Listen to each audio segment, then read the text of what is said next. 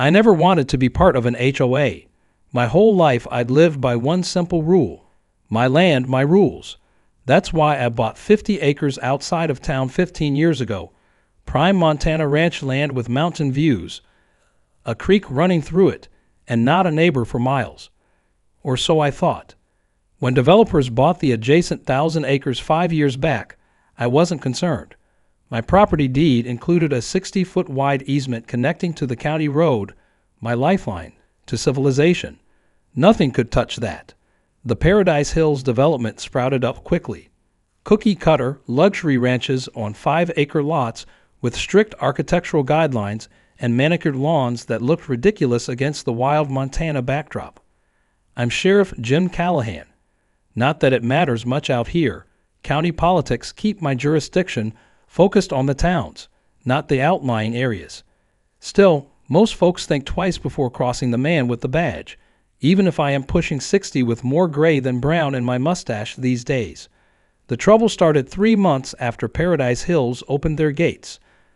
I was driving home after a long shift when I noticed the fancy stone entrance with its wrought iron gates and a sign reading Paradise Hills Estates, Luxury Country Living. Someone had constructed it partially overlapping my easement, narrowing my access road by about 10 feet. I pulled over and a tall man in pressed khakis and a polo shirt approached my truck. His smile didn't reach his eyes. "Sheriff, I'm Dexter Whitmore, Paradise Hills HOA president. Pleasure to meet you finally. Hope you don't mind our little improvement project. Really classes up the neighborhood entrance, don't you think?" His handshake was too firm, too deliberate. I'd arrested enough con men to recognize the type. "That entrance is cutting into my legal easement, Mr. Whitmore." His smile didn't falter. "Please, call me Dex. And don't worry about that. Our lawyers assure me the aesthetic improvements are fully compliant with county regulations. You've still got plenty of room to drive through." As I pulled away, I noticed a letter tucked under my windshield wiper. Paradise Hills HOA letterhead. The first of many. It informed me that while my property wasn't technically within Paradise Hills boundaries, my unsightly ranch entrance was visible from the community and negatively impacting property values. They were generously offering to help me bring my property up to community standards. I tossed it in my glove compartment with a laugh. Little did I know it was the opening salvo in what would become the strangest battle of my 30-year law enforcement career. The next few weeks brought a flurry of increasingly aggressive letters from Paradise Hills HOA. Each one cited a different violation of their community standards. Your split rail fence lacks uniformity and approved staining. Livestock visible from Paradise Hills roads is prohibited. Unmaintained natural growth areas present a fire hazard. Non-approved vehicles, tractor, horse trailer, must be stored in enclosed structures. I ignored them all. My land wasn't part of their jurisdiction, and they knew it, but Whitmore wasn't the type to accept being ignored. One morning, I found a $250 fine taped to my mailbox for failure to respond to HOA notices. I drove straight to the Paradise Hills clubhouse, badge gleaming on my chest, the fine crumpled in my hand. Whitmore was holding court with several board members on the clubhouse patio, drinking some sort of green smoothie. His smile faltered slightly when he saw me approaching. "Sheriff Callahan, what brings you to our little slice of heaven today?" I slapped the fine notice on the table. "This stops now, Whitmore. My property isn't part of Paradise Hills. You have zero authority to issue me fines or dictate what I do on my land." His expression changed, the facade of friendliness dropping away. "Actually, Sheriff, when you access your property through our community, you become subject to certain easement covenants. Our attorneys have been quite thorough. My easement predates your development by decades. Yes, but the county approved our modifications to the entrance road. And frankly, your rustic lifestyle is causing concern among our residents. Property values here start at $2 million. They didn't invest that kind of money to look at rusting farm equipment and unkempt fields." A woman at the table. I'd later learned she was Vivian McMasters, HOA treasurer and Whitmore's most devoted ally, nodded vigorously. "My breakfast nook overlooks your southern pasture. Do you know what it's like to sip morning coffee while staring at cattle? The smell alone on certain days. I leaned forward. Ma'am, that smell is called Montana. Been here a lot longer than your breakfast nook. Whitmore's eyes narrowed. We're reasonable people, Sheriff. All we're asking is that you make some basic improvements. We even be willing to contribute to costs of appropriate fencing and landscaping to shield your activities from view. Not interested. Stay off my property and stop putting notices on my mailbox. That's a federal offense, by the way. As I turned to leave, Whitmore called after me. We're just getting started, Sheriff. This community has resources and connections you can't imagine. I suggest you reconsider your position. Driving home, I noticed Paradise Hills had installed cameras on their entrance gate, pointed directly at my access road. 2 days later, I came home to find a Paradise Hills landscaping crew on my property, taking measurements along my fence line. I ran them off, but the message was clear. Whitmore wasn't backing down. The following week, 3 of my cattle mysteriously got loosed and wandered into Paradise Hills. Before I could retrieve them, Whitmore had them impounded, charging me $500 for livestock containment and removal services. When I showed up to collect my animals, he made a show of presenting me with a thick folder. These are the incident reports from concerned residents. Mrs. Harrington's prize roses were completely destroyed. Mr. Feinberg's children were terrified. He slid the folder across the counter. We're willing to waive additional damages if you'll finally sit down with our architectural committee to discuss property improvements. I left with my cattle but didn't give Whitmore the satisfaction of taking his folder. That night, I installed wildlife cameras along my fence line. My hunch paid off. At 2 a.m., footage showed 2 men in Paradise Hills security uniforms cutting my fence wire. I recognized one as Whitmore's personal assistant. Around this time, Marcus Johnson moved into Paradise Hills. Unlike the other residents, Marcus was a true rancher who'd sold his larger property to retire on something smaller. We became unlikely allies after the HOA cited him for parking his restored 1957 Chevy pickup in his driveway, calling it an unauthorized commercial vehicle. They're trying to run me out, Marcus told me over beers one evening. Found out Whitmore's brother-in-law wants my lot to expand his property. This HOA is rotten to the core, Jim. Marcus started slipping me HOA meeting minutes and internal memos. One particularly concerning document outlined Operation Rural Renewal, a plan to systematically pressure me to sell my property to a developer with ties to the HOA board. They were playing a long game. The pressure tactics intensified. My mail was repeatedly misdelivered. Unknown vehicles would park near my entrance, monitoring who came and went. Then came the water issue. A creek running through my property had always provided water for my livestock. Suddenly, the flow decreased dramatically.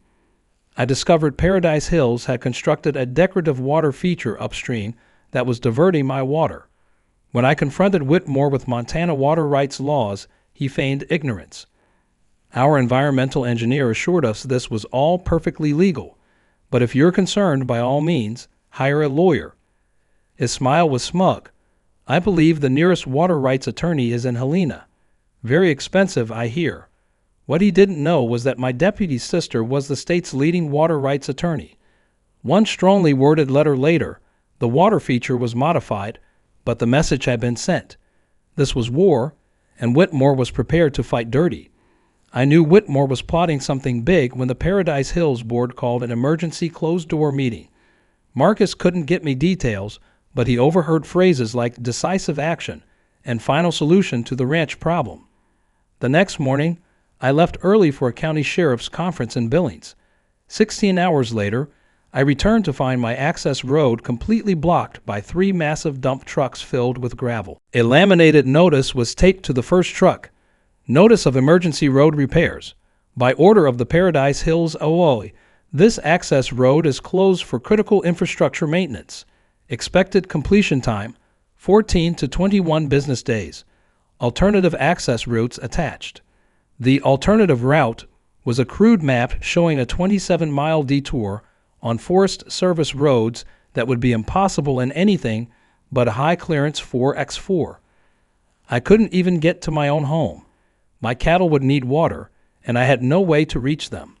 Through the Paradise Hills gates, I could see Whitmore watching from his SUV, that smug smile firmly in place. He'd finally found a way to break me. "Sheriff," he called out, walking toward me with exaggerated concern. "So sorry about this inconvenience. Sinkholes were discovered that required immediate attention. Safety first. Remove these trucks immediately. You're illegally blocking a legal easement." Actually, our attorneys have determined that as the maintaining entity of this private road, the HOA has full authority to conduct emergency repairs. Of course, if you'd like to challenge that in court, he shrugged. The nearest judge who handles these matters is booked 3 months out. But here's the good news. We're prepared to offer you temporary housing in one of our guest cottages while we work this out. For a reasonable fee, of course. I saw his game clearly now. Either I stayed in town, unable to care for my property, or I paid Paradise Hills for the privilege of access to my own land. Either way, I'd be at their mercy. "I could have you arrested for this, Whitmore," he laughed. "For road maintenance? I don't think that would hold up, Sheriff. Besides, isn't there some ethical conflict with you making arrests in a personal dispute? I'm sure the county commissioners would be very interested in that conversation." He was right about the optics. Using my badge to solve a personal problem would be political suicide. As I stood there, I noticed several board members filming our interaction from a distance. "You have until tomorrow morning to remove these trucks," I said quietly. "Or what?" Whitmore was practically gloating now. I didn't answer. I just turned and walked away, pulling out my phone. I had calls to make. That night, I didn't go home. I couldn't. Instead, I drove to the county records office where my old friend Marge let me in after hours. For 3 hours, I dug through property records, easement filings, and Paradise Hills development permits. What I found confirmed my suspicions. Whitmore had overplayed his hand. The development's permits explicitly acknowledged my pre-existing easement and prohibited any interference with it. More importantly, the access road Whitmore's trucks were blocking was actually built on a county right-of-way, meaning it fell under my jurisdiction as sheriff after all. Next, I called Marcus and 3 other Paradise Hills residents who'd confided their dissatisfaction with Whitmore's regime. By midnight, I had copies of financial records showing the HOA had been misappropriating funds. Whitmore had been using community money to renovate his personal property and fund exotic board retreats to the Cayman Islands. At 6 a.m., I put on my full dress uniform and made some calls. By 7 a.m., I had county work crews, 2 deputies, and a local news van meeting me at the blocked entrance. Whitmore arrived in a panic just as county workers began attaching tow cables to the first dump truck. "What the hell do you think you're doing?" he demanded. I handed him a stack of official papers.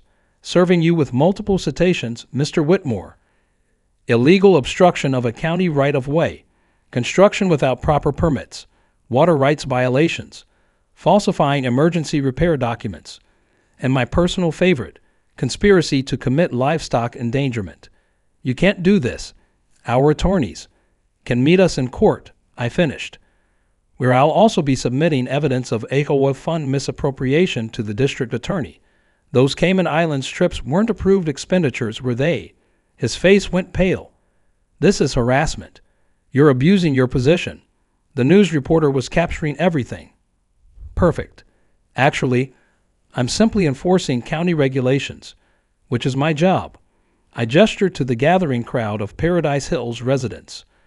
"You might want to explain to your neighbors why their HOA fees were spent on blocking legitimate access to a private property, potentially creating liability for every homeowner here." As the first dump truck was towed away, I noticed several board members huddled together, pointedly distancing themselves from Whitmore. The HOA's unified front was cracking. Marcus approached, grinning widely. "I called an emergency HOA meeting for tonight. Attendance looks to be at an all-time high. By noon, all 3 trucks were gone, my access restored, and Whitmore was facing not just my legal challenges, but an internal revolt. The first battle was won, but the war was far from over. The emergency HOA meeting that night was standing room only. Marcus had secured me an invitation as his property consultant, and I sat quietly in the back as Whitmore tried desperately to maintain control. These accusations are completely unfounded, he insisted as residents shouted questions about the blocked road and misappropriated funds.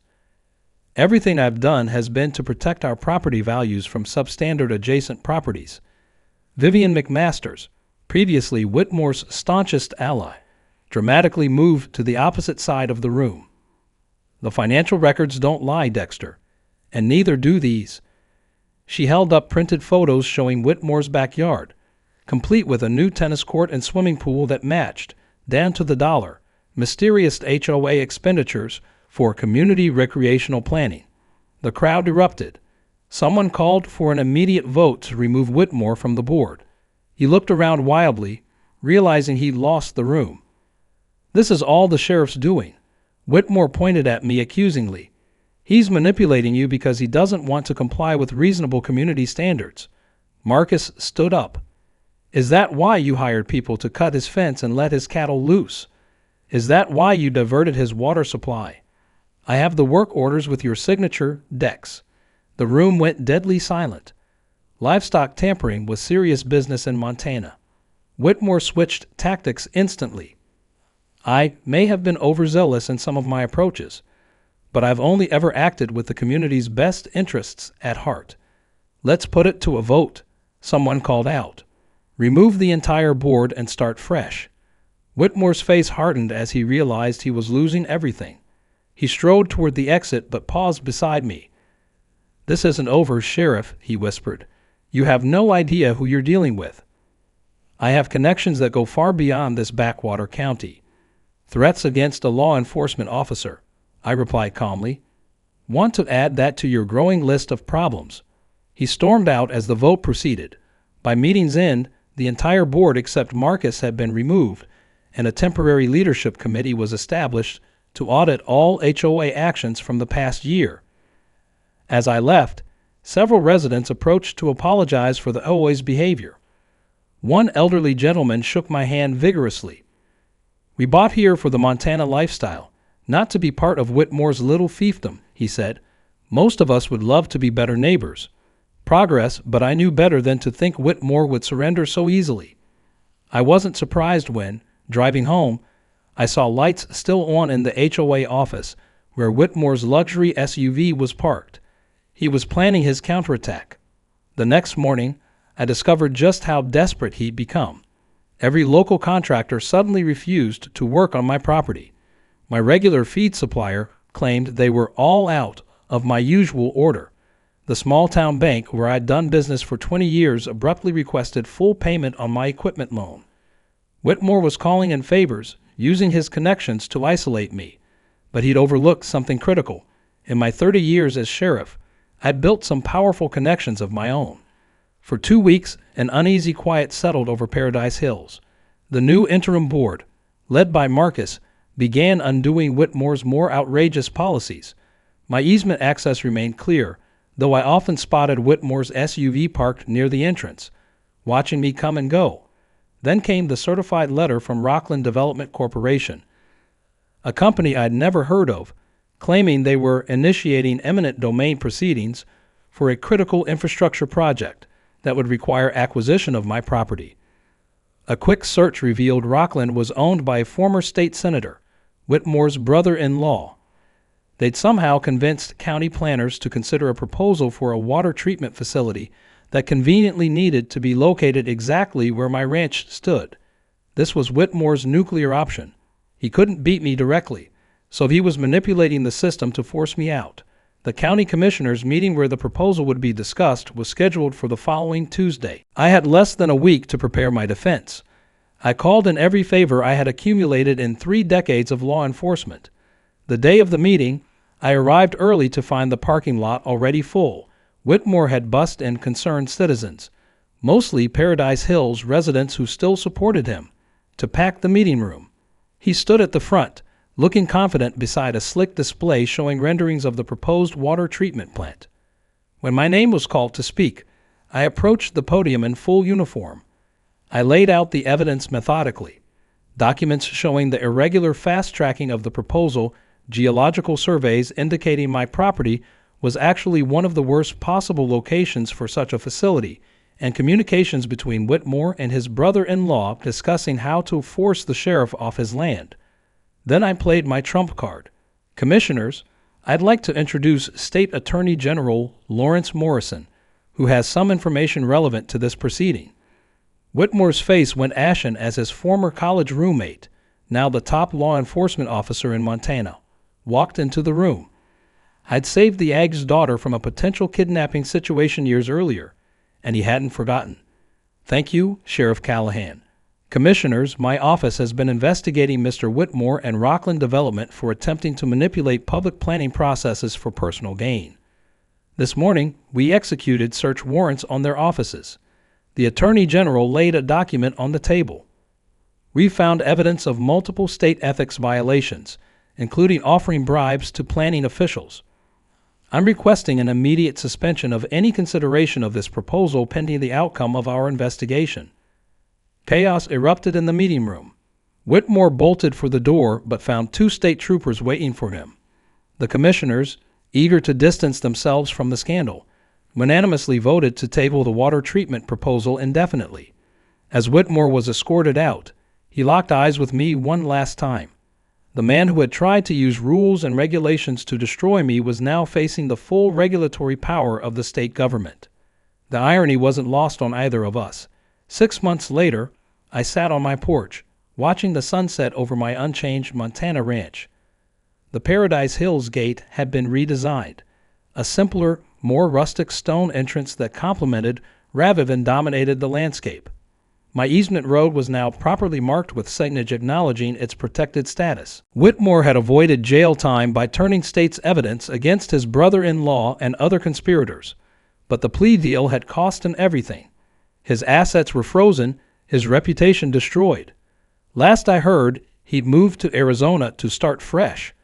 The new Paradise Hills HOA, permanently installed after a community-wide election, had taken a dramatically different approach. Rather than trying to force me to conform to their standards, they'd embraced the idea of being good neighbors. We even collaborated on a shared boundary landscaping project, native plants and trees that gave them the privacy they wanted while preserving my ranch aesthetic. Marcus Johnson, now HOA president, pulled up in his restored Chevy pickup, now officially approved under the new vehicle guidelines. "How's Montana's most famous sheriff?" he called out, climbing my porch steps. An investigative journalist had gotten wind of the story and published a feature that went viral nationally. HOA corruption meets its match in Montana sheriff. I'd received supportive messages from property owners around the country who'd faced similar battles with overzealous associations. "Can't complain," I replied, handing him a beer. "How's life in planned community paradise?" "Much better since the regime change. You know the newest HOA regulation. Good fences make good neighbors, but good neighbors don't need fences." He chuckled. "Vivian McMaster suggested it, if you can believe that." Vivian had undergone a remarkable transformation after Whitmore's fall, becoming one of the strongest advocates for community harmony. She even taken to raising a few chickens in her backyard, something